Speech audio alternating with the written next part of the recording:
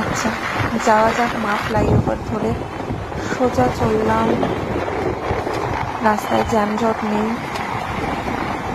সুন্দর একটা হাওয়া বইছে, বৃষ্টি আসেনি, আসবে আসবে করছে।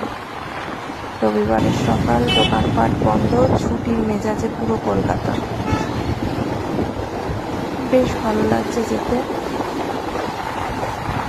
এক পশলা বৃষ্টি হয়েছে এখানে।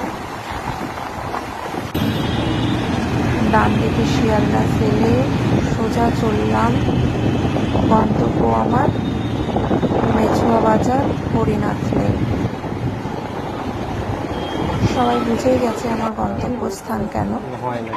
এই যে লম্বা লাইন পড়েছে, দর্শনার্থী, পুণ্যার্থী সবাই দাঁড়িয়ে রয়েছে এক ঝলক মা শ্যাম সুন্দরীকে দেখবে বলে।